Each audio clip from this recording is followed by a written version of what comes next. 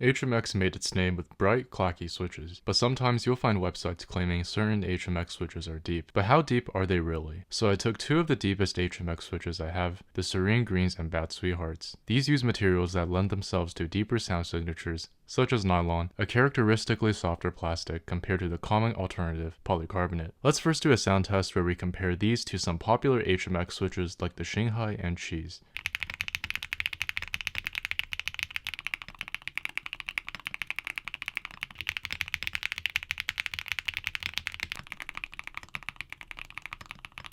In case it didn't come through clearly in the sound test, these Bad Sweethearts, for example, are way deeper than these Cheeses and Shanghais. But let's not just compare these deep HMX switches to other HMX switches. Rather, the question should be, how deep are these HMX switches when stacked up against some of the deepest switches I have, period. For this test, I'll be using the Oil Kings, Aqua Kings, and Y2s. I think these are the deepest switches I have, so let's see how these Bad Sweethearts compare.